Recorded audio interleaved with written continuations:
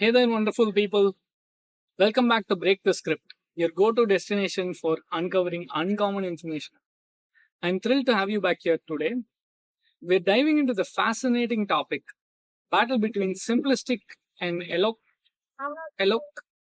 eloquent communication. Oof, that was embarrassing. Does this ever happen to you during a super important meeting? Do you find yourself stumbling over words, feeling a bit red faced? Trust me, we've all been there, especially if English isn't your native language. There are some speakers who possess linguistic prowess and display eloquence.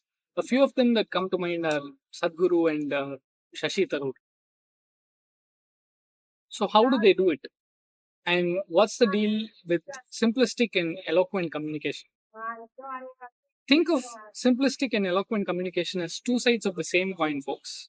It's all about how we express ourselves, whether we are keeping it simple or dazzling with our linguistic flair. Let's back up for a second here.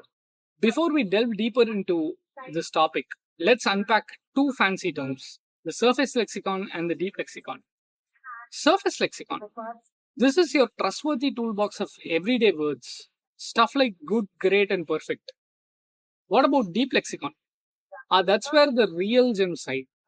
These are fancy words that you encounter but don't whip out in everyday chatter. How many deep lexicons do you know but don't use on a day to day basis? A good example is the use of the word paradigm shift instead of perception change. Here are two more examples that come to mind. Finalize, which is a cliched word. You can use culminate instead of finalize. Similarly, instead of saying to provide visibility on, use the word disseminate. Try using these deep lexicon words while conversing with your friends or colleagues, and you'll notice them give you their undivided attention. To test this out as a social experiment, I tried this in the workplace and I was able to retain the attention of my peers by an additional 1 to 2 minutes.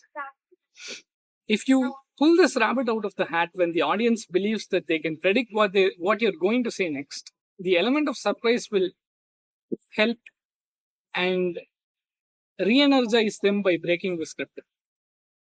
That being said, let's understand simplistic communication better. Simplistic communication is like grabbing tools from your toolbox, which is the surface lexicon.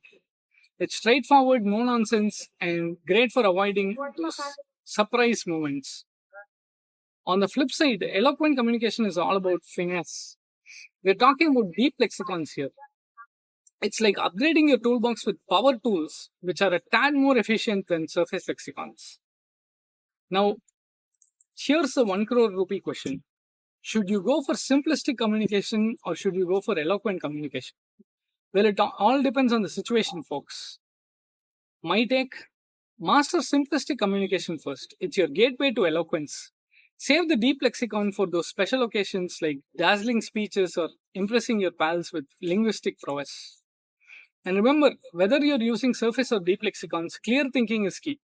After all, as the great Karl Popper once said, it's impossible to communicate without being misunderstood. So it's still possible to use surface lexicons and be misunderstood. That being said, let's aim for clarity, friends. That's a wrap for today, folks. Thanks for tuning in to Break the Script. Until next time, stay awesome, stay articulate. I'll catch you in the next one. Cheers.